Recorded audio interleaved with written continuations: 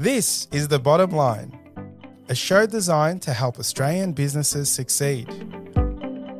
On the show, you'll hear from leading Australian business owners as they share the lessons they've learned building their companies. You'll learn from their successes as well as some of the challenges they faced along the way. We also talk to experts from a range of fields who share specialised techniques you can use to improve your business. I'm your host, Sevan, and I'm a director at Alexander Spencer, and I'm really passionate about helping Australian businesses succeed. Jim, thank you so much for joining me on The Bottom Line today. Yeah, good to be here. Now, I am excited. I did say quickly before we pressed the record button, I'm a little bit nervous having you on the show. We have had amazing guests lately. We've had some really cool guests, but you are the master of small business, and our audience are small business owners. So I am really excited to have you on. And for those that maybe don't know the Jim's brand, and I'd be pretty silly not to know it with all your beautiful branding across the country, take us back to, how it all started. How old were you? What was it? You and a lawnmower. I'd just love to just unpack the early stages of your first ever client. Well, my first ever client was when I was 8 years old. I was in Cub Scouts raising money by Bob a job. So I walked on a guy who lived across the back fence from us and offered to raise some money. And he gave me a job which was raking his driveways and the other basic stuff for 2 shillings, which was pretty good money in those days. And so I did that for most of my childhood. Left school, I took a gap year before going to university, and I decided to have a bit of a go at starting a gardening business. And I advertised at $1.50 an hour, which even in those days wasn't very much. Constant clients, continued them through my studies. After a few years, I wanted to buy a car. That was about 1975. Wow. And I thought, well, I need maybe a bit more money than that, than what, $2 an hour.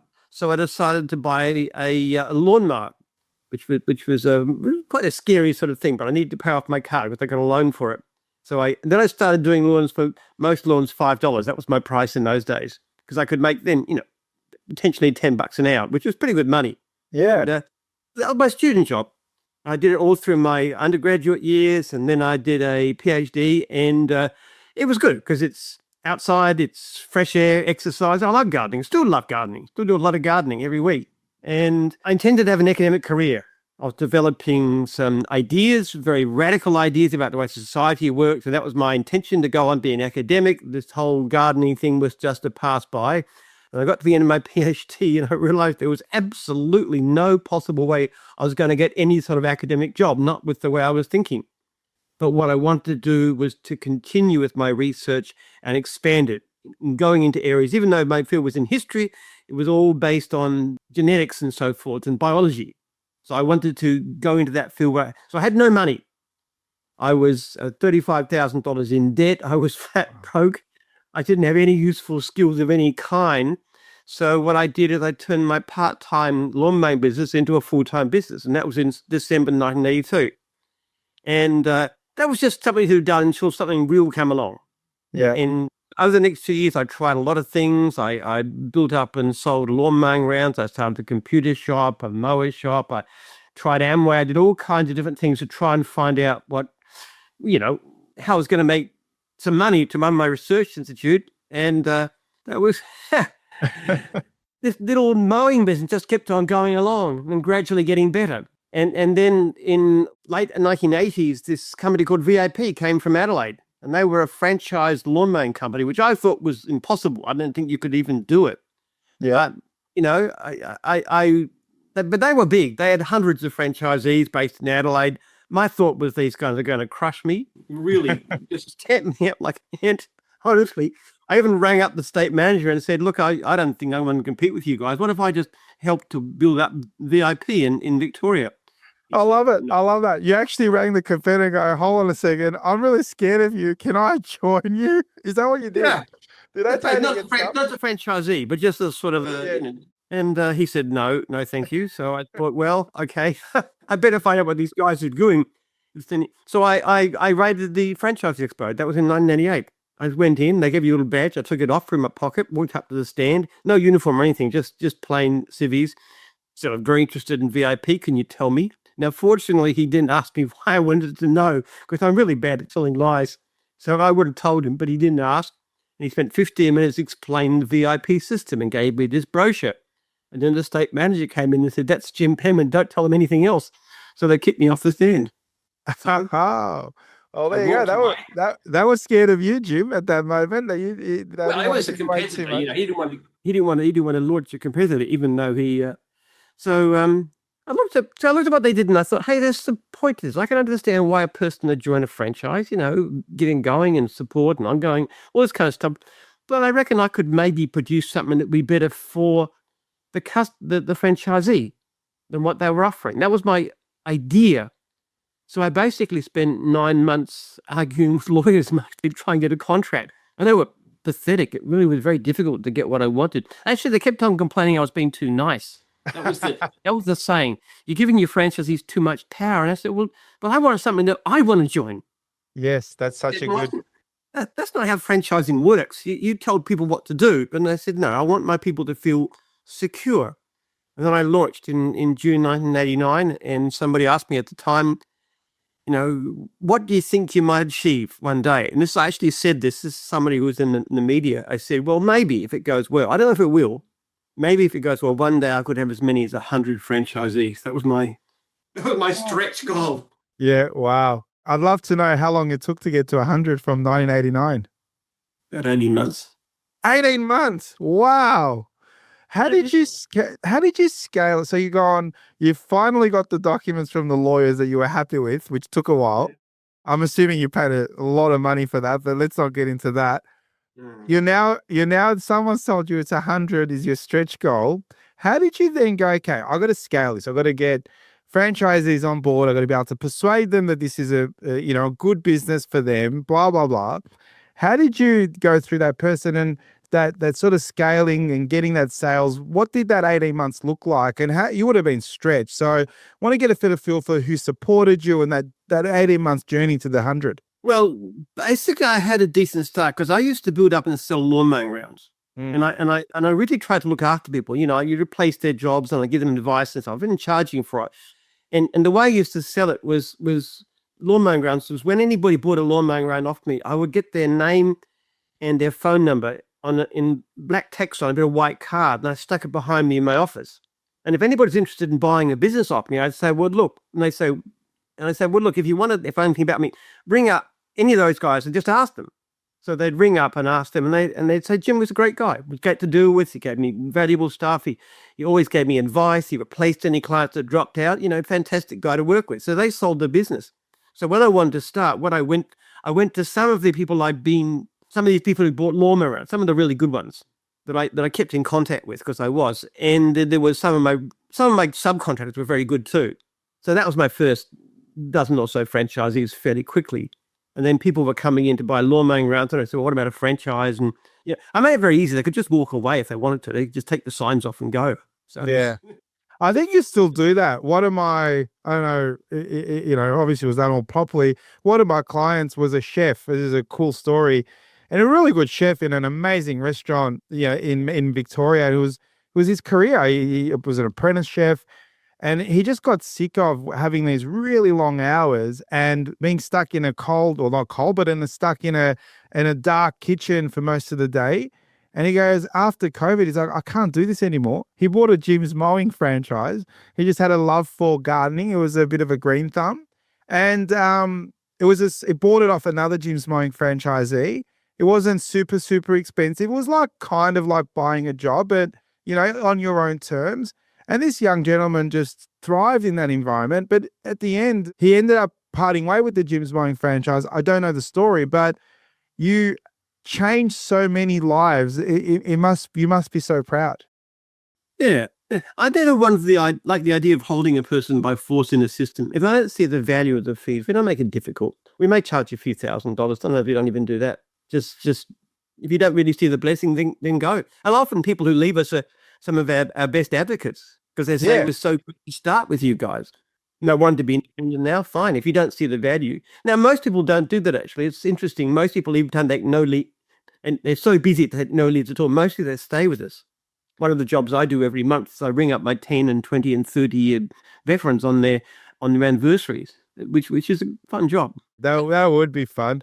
Yeah, they probably wouldn't get off the phone. They want to be talking to you all day. I'd love for you to call me, but unfortunately, I haven't bought a Jim's bookkeeping or accounting services, so I might not get that phone call, Jim. But I'm very fortunate to have you on the call today. I want to change it up. So you got to this 100. Back then, franchise models and franchisee models probably weren't as even. Well, they're probably not as popular even today as it is in the US specifically. How did you try to educate those franchisees that would have gone, what the hell is a franchisee? Or why can't I just get a lawnmower and do it myself? How were you able to sell the value to them? And how does your team still currently sell the value, and has it changed? We don't sell the value. We have a nuclear option, which is the key to the success. What you do is you give a perspective by a list of your current franchisees with their contact numbers, which the franchising code says now you have to do, but in the old days you didn't. But we always used to do it because people would come to me and say, look, you're running a business from your basement, basically, which is pretty shabby. No expenses spent on anything besides advertising, but it's very ordinary. VIP with my main rival, they had a fancy office in South Melbourne. They were to state and stuff, so they're a lot more impressive. And people would say, "Well, why would I buy it from you?" And I said, "Well, there's differences," and I explain them without bagging them. But I say, "Here's a list of my franchisees. I want you to go away and bring as many as you possibly can, and then go and get their list and bring theirs." Now, I knew they wouldn't provide one. That was the thing. I knew they wouldn't. But my people, when they asked, they'd bring up and say, "What's this about Jim?" Oh, no, Jim's is much better. We get this and this and this. Yes, you'd be crazy to go anywhere else. Yeah, it's fantastic. I've turned my wife for land. I'm making so much money. It's the best thing I ever did. I wish I'd done that kind of statement. So For you, I wasn't selling anything. It was me originally selling, but I wasn't selling. We actually have a saying for this thing. We call it selling by not selling. In fact, we had a very strange policy in those days, and generally speaking today, service franchises are not selective. Now, I was determined I wasn't going to have people fail if I could possibly avoid it. So I used to screen people so people can go to VIP and just sign. You wanted to sign with me, you had to go through a process. You had to be interviewed. You had to go out on the road. You had to get checked off by one of my trainers to see if you were good enough to be in gyms. And we were the little guy. You think of that attitude.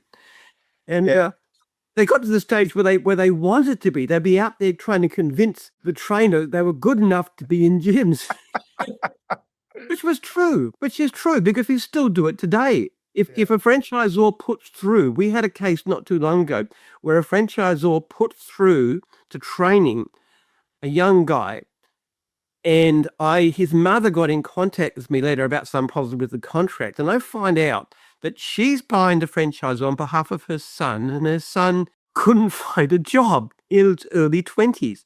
And I said to her, "We're not going to sell you a franchise. That's not going to happen because that's a recipe for failure." And she said, "Oh, I really wish I hadn't rung you." And I said, "Well, it's jolly good you did because she would have blown your money." She said, "What does he do? What can he do?" I said, "Well, there's a couple of guys in his area. He's got plenty of work. What if he goes out and sees if he can have a job with them?" So we sent him out on the road with two of the operators. He was absolutely hopeless. Well, good call on you making sure he didn't blow his money. Yeah, I was furious at the franchisor, so much so that when his regional franchise came up for renewal, we said, "You're going to sell." It wasn't the only reason, but that was horrifying. You should never put a person on unless you've got every reason to think they're going to succeed. So we had this kind of attitude that it's like an exclusive organization, that you've got to be good enough to be it. And we will fail people from training. If somebody acts badly during training, induction training, we'll fail them. And they can't have a franchise. We'll fail franchisors too, prospective franchisors. So you take that attitude because the whole idea behind everything I did is that we are there for franchisees first. Our first priority is welfare of franchisees. You would have seen it in my email. It's at the bottom. We're also passionate about customer service. We sign only franchisees and franchisors we're convinced will succeed. It's been there 36 years. That is 37 years coming up now. That is the core mission. And you don't put a person on who looks like they might fail because it's not in their interests. So the screening process is amazing. But what I heard there a lot was training and development and doing it the right way, because it's just grown and grown and grown. And to the point where You've got such a amazing recipe in the way that you're obviously on board the franchisees, you train them, you're quite strict on, only taking on the few to the point where they're begging to be a juice franchisee. I do like that. When you Well, then, I wouldn't say it's the normal process of begging, but I mean, that certainly is an attitude to an extent, yeah, because they do know they have to get through the trialing process. yeah, no, I do like that. When you then expanded the offering to, Jim's Plumbing and Jim's Electrical and all those other sort of income streams, or not income streams, but business units, was it just repeating that really core belief of making sure you get the right people and you train them exceptionally well around what? Is it obviously technical? They've got to be good at mowing the lawns, but it's not a hard skill to mow lawns. What was the X factor you were teaching them? Was it customer experience? Was it follow through? What would you say it makes, because they're all small businesses. I want a small business plumber, electrician that's got their own brand, or a bookkeeper to go, we got to do it the Jim's way. What is the X factor? Or are you allowed to even tell us? Is it the spicy sauce secret, or what is it? Well, there's a relentless focus on customer service. We take it extremely seriously. We have systems of complaint recording, warning letters, surveys, all kinds of things. I hit it really hard in training. The first time they come to training, my first talk, which is an hour and a half, is mainly about customer service, also about service to franchisees. So we really, really push it. We're a tough system.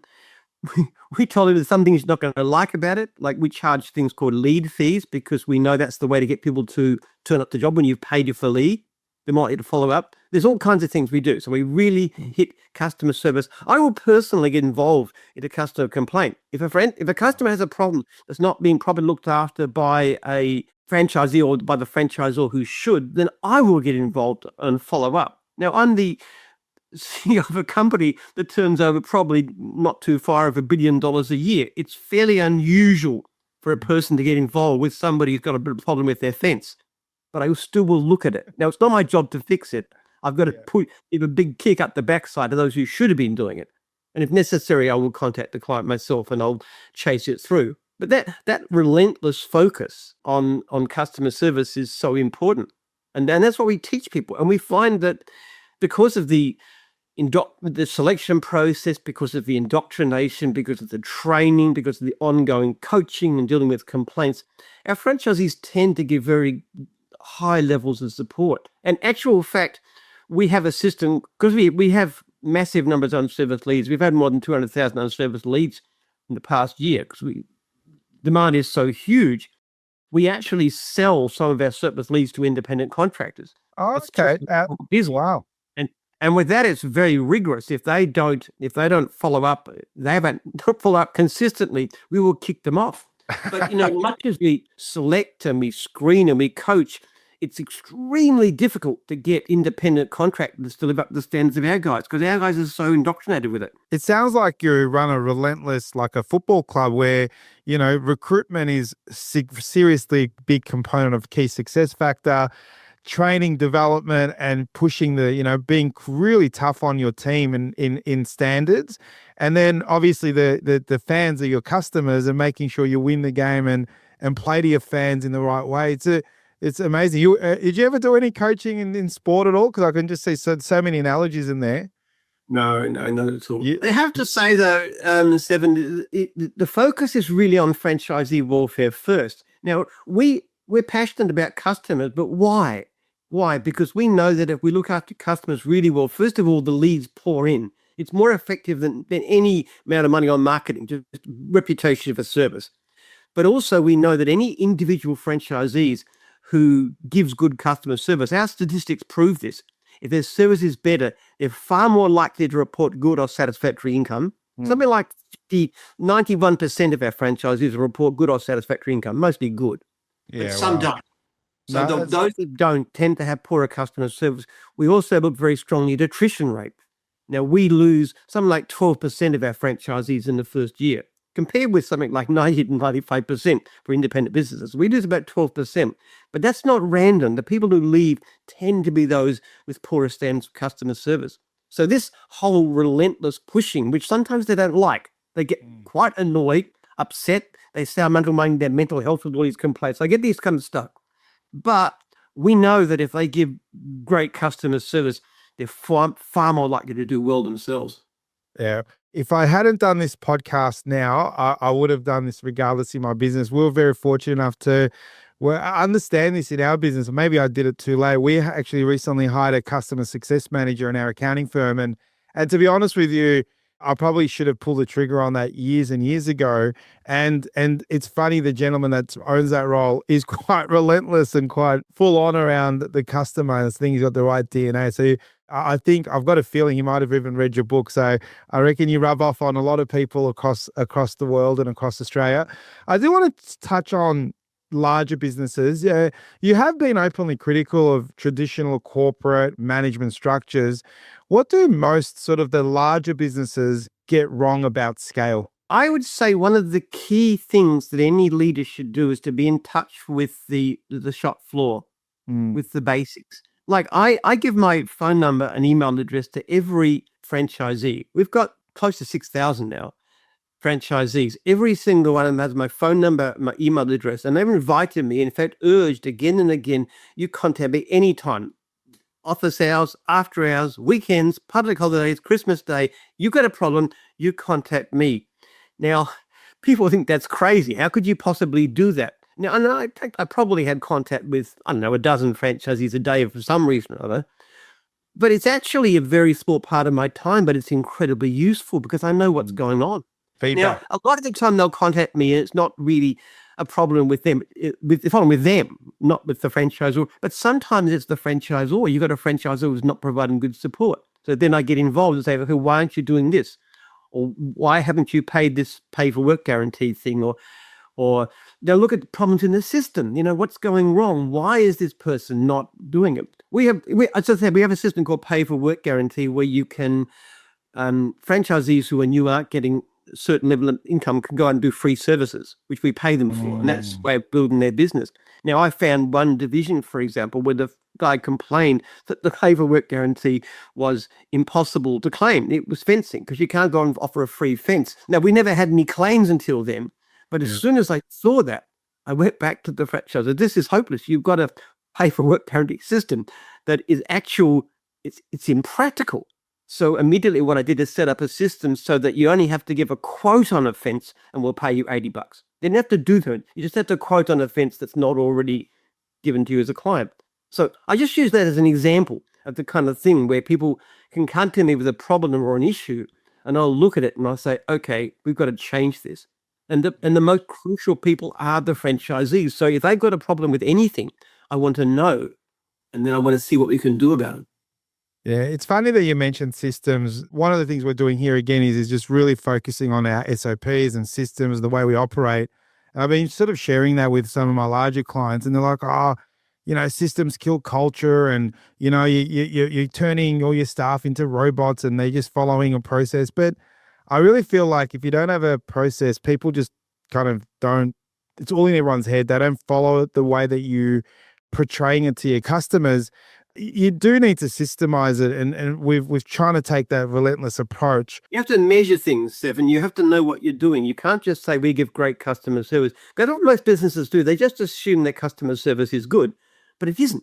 It's just not good. And we see this all the time. People just don't know how bad their service is. How do you, we're about to do this because it's part of our journey. What advice would you give to me, who I'm a sort of a larger accounting firm, but it doesn't really matter. How would I best get customer feedback? Obviously, I can talk to people, but that's going to be slow.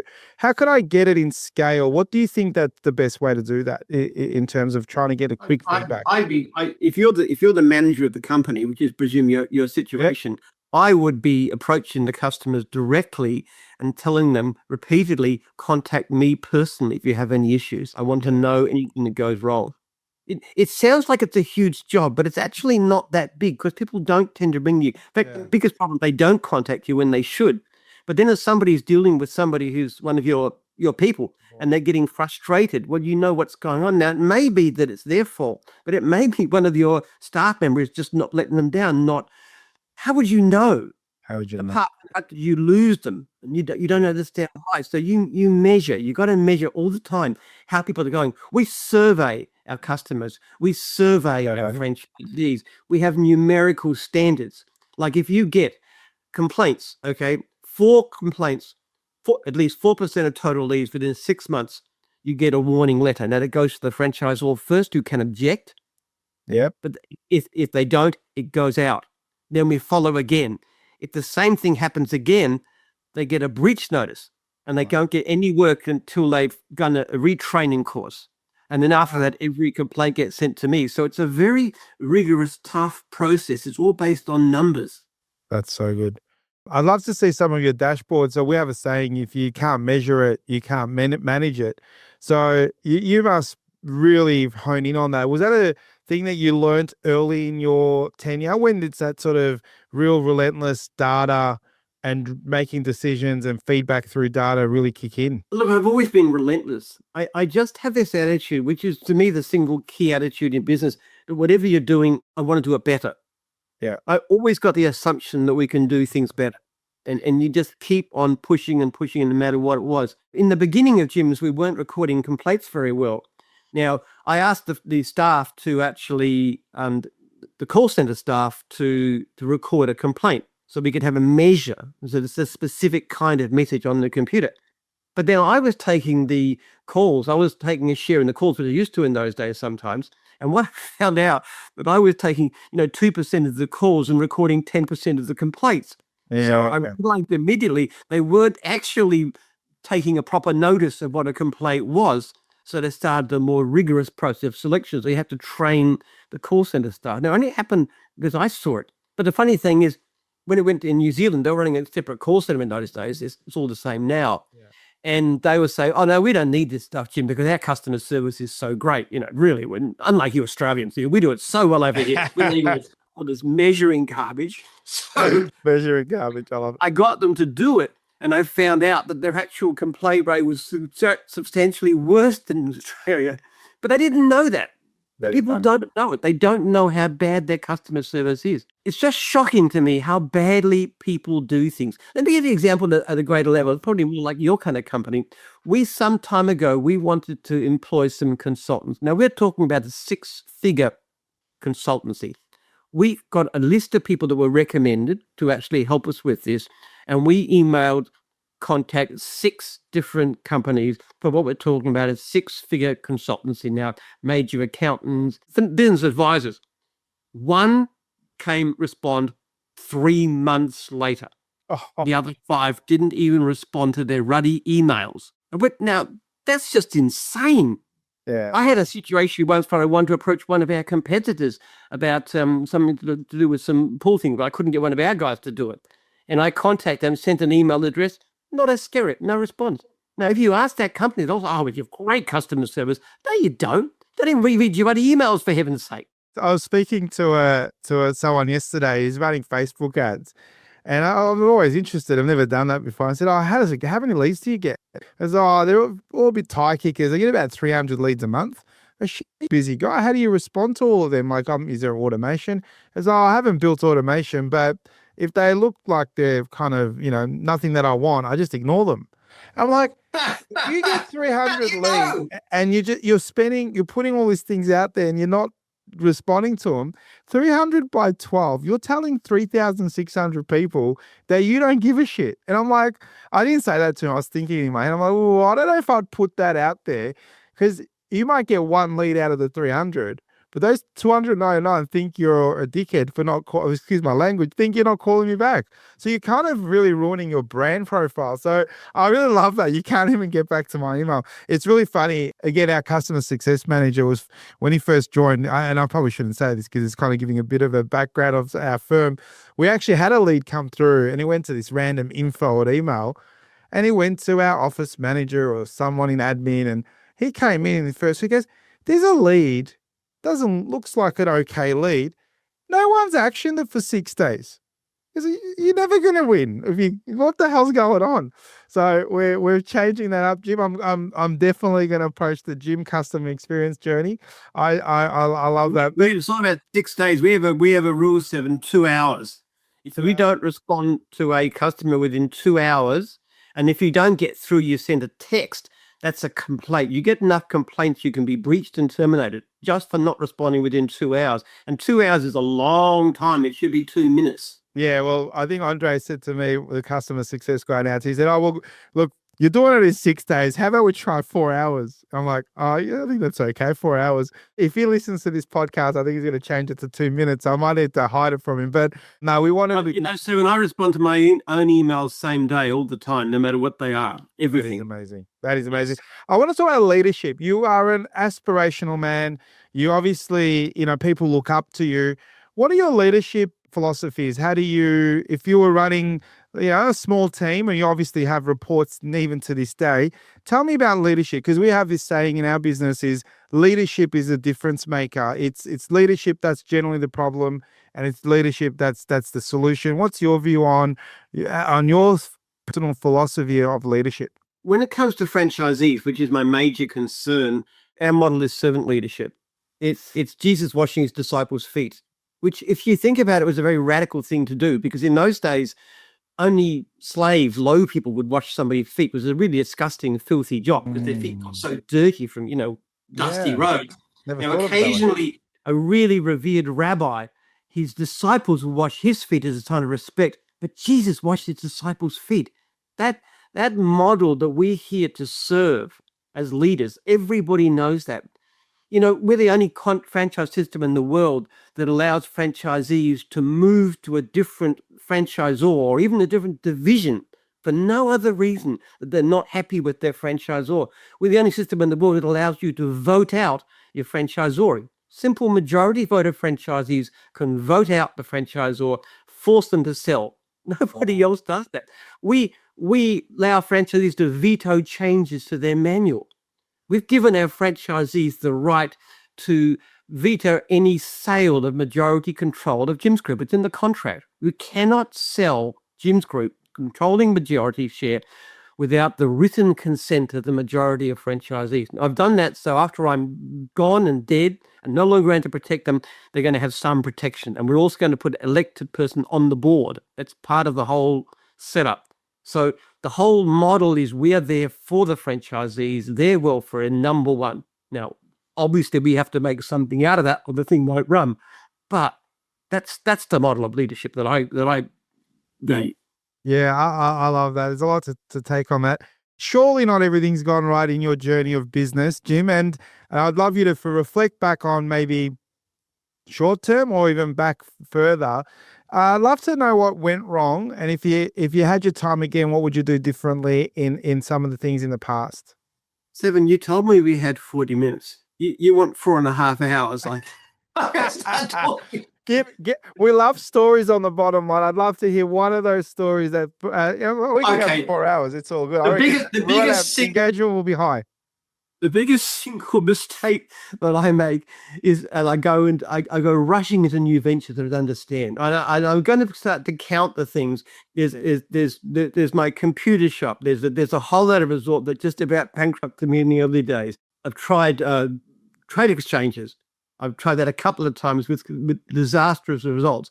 I've tried funding a psychology institute, building fiberglass traders in a factory, and I'm just starting to get going with all this too. I made so many stupid decisions by jumping into things I don't understand, but they look interesting and they look fun, and I'm a bit restless, and I lose money in all of them. So that's my biggest and worst problem. I also have a problem with the back office side. I'm a enthusiastic leader. I talk okay, but I'm not very good at controlling things the way they operate. I've made some terrible mistakes in staff, put on staff. We've actually lost me millions of dollars, literally, including one couple who stole money and all kinds of things. I've now got my wife, who's an amazing lady, and a couple of her good mates, including her sister, who are really, really focused on the back end, and they're trimming costs, and they're fantastic. Yeah, do you see when things like that go wrong? I feel like there's a little bit in common. I hear you. I get really excited. Our accounting firm. I just tell a little story here. So we started the accounting firm. Well, we didn't start it. I became a partner of a firm that's been around for a long time, but it was just an accounting firm, provided accounting and tax. And once I became a partner and settled in, I'm like, we've got all these customers. We surely can sell more to these customers. So, 7 or 8 years on before from that decision, we've now got a general insurance business, a bookkeeping business, we've got consulting, wealth, we've got finance. And I've kind of gone and created a little mini Jim's Mowing kind of thing. But I get super excited like you. We started doing some offshore work. I'm like, oh, we should start an offshore business. And now we've got an offshore business. So I get super excited. And I have to say, you do tend to make mistakes because you don't see the blind spots. You get enthusiastic by the momentum of what that idea is, and always seeing, sometimes being glass half full can also become quite dangerous because it ends up overspilling and you're losing a lot of water. So We do tend to be optimistic. Otherwise, you wouldn't do what we do. You always think things are going to work out better than they do. So yeah, you have to be optimistic. But the thing you've got to bear in mind too, if you go into a business that's very different from what you understand, where you don't understand anything, we don't know what's doing, it's a really steep learning curve. Now, what people don't understand about us, it looks like we do everything, but in fact, we're extremely narrowly focused. The difference between lawn mowing and cleaning and test and tag and pest control and building, they're all very, very similar businesses. They all have the same kind of contracts, the same kind of customers. It's extremely similar. We go to them. Now, we tried once doing health centers. Absolute disaster. We didn't know what we were doing. The people actually who got involved did very badly, which is very hurtful. Including my wife, I might say, in the early days, we went with some partners. We just didn't know what we were doing. Yeah. So that's really, really difficult. And a lot of it's just understanding. To me, one of the greatest virtues in business is humility, just to recognize what you don't know and what you're not good at. Yeah. You've got to be confident in some things. You've got to have certain kinds of abilities, but you've also got to recognize that, hey, we make terrible mistakes. And when a lot of things we just don't know. And what's the future look like for gyms at the moment? So obviously you're expanding all the time, always looking at growing and trying different things. What does it look like in the next few years? And I do want to ask about the AI question that's coming up later on, but just very quickly, what are you looking at as a strategic leader and CEO? We always have to look into the future and think a few steps ahead. What is that for you, Jim? The most exciting areas are in technology. I wouldn't necessarily say AI, but in technology. We're developing this program called Jimbo, which is helping franchisees to run their business. Now they've had business programs for years, but you've always provided. But this is way beyond. Now, within the next couple of months, we're going to have two things that are really important. The first one will be a system that will allow franchisee, if they wish, to have jobs booked straight into their diary. So when a customer rings up, the system will work out where they are. They'll tell them how much time they've got. And instead of the customer being told, hey, somebody will ring you back within 2 hours, the customer will be given a option. Would you be home between 2 and 4 this afternoon? So they got an appointment already. And that's a very major fact, because that means that their conversion rate is likely to be a great deal higher, because often franchisee can't ring them back and they may ring somebody else. So we can actually improve our conversion rate by, say, 10 or 15%, which I think we can with that. Yeah. That will make a huge difference. And the other thing we want to do too is to allow franchisees to be able to sell the right to service regular clients. Now, that doesn't sound very exciting from the point of view of anybody from the outside, but you got somebody with a regular cleaning or dog wash or mowing business. What they have is regular clients. They start off over a wideish area because they got to get busy. They have a territory where they got right of first refusal, but they tend to get stuck on that client base. So now what we want to be able to say to them is, okay, you're knocking back work close to home, particularly in your territory. Why don't you sell off your outlying customers to somebody else, say a new franchisee coming in or somebody who's got that territory, and then pay off franchise fees, so you don't pay so much to us, and then take more work close to home. And then you do it again and again and again and again. All the time you're making money, your fees are going down, but your travel is becoming less and less and less. And eventually you get to the stage you're actually only working in your territory. Now you can make the difference that would make is you could probably make an extra $20,000, $30,000 a year for the same time, simply because you're doing multiple houses in the same street. So that kind of thing using technology, and then you've got to rate the person who's, when you buy a business customers, you've got to rate the customers. They well priced, good customers, this kind of thing. So there's all technology involved with that. Potentially, that's phenomenally important because it would mean more likely franchisees to stay with us long term and see their income steadily rise. Or if they prefer, their income stays the same and their work hours steadily drop, so they spend more time with their family. That kind of thing. And that's where we've got a super advantage now, which is completely different from the early days, because we spend millions of dollars a year on software development. We are rewriting all of our systems in a new. We are really, really heavily invested in technology. Yeah, love that. I've got two more questions. One of them is about pricing. One of the other challenges that we have in the accounting firm is not necessarily challenges, but we're thinking about how we price our clients, how we even get paid. Is it a retainer and so on? But we provide labor no different to a lot of your franchisees and the businesses. What's your view on pricing, hourly rates, solving a problem? Because at the end of the day, we're solving outcomes. Like, I don't want to paint my house or mow my lawns, and I will pay someone to take that burden away from me. I personally don't look at it as an hourly rate. I look at it and going, what are you saving me? What time am I getting back with my kids? And I value that in how I do it. Still believe that there is a market fee for it. How have you kind of thought through hourly rates, cost of labor, how we charge over the years, and what's your pricing philosophy now? Okay, we don't do hourly rates so we can possibly avoid it. Two reasons. First of all, because clients tend to be unhappy because they don't know how much they're going to get done. Secondly, more important, because quoting an hourly rate makes it harder to get the kind of high hourly rate that our people want. We work on $70 an hour. Any franchisee should be able to make that. Some of them make a lot more, like $100, $150 an hour. You'd be surprised. Okay. So you charge a fixed price for a job. Now, fixed prices, but also one thing we're very strong on, we charge high prices. We do not compete on price. We never compete on price. We want quality service. We want great service for customers. Our people are police checked. They're insured. We have a warranty system that will pay out if anything goes wrong. You have a fence built 5 years ago. It falls down because it's badly made. The franchise has gone, Jim's will fix it. So we give really serious protection to the clients to give great service, fast service, polite service, everything right, but we are not cheap. And this again is because we look at it from the franchisee's point of view. Yes, customers want great service, but they also want the lowest possible price. We want great service, but we want the best possible price, because our problem is not customers, it's franchisees. Most of our people are completely flat out all year round. Love that. Our problem, we don't have enough franchisees. We're growing. We're not growing fast enough. 200,000 unserviced jobs in the last year.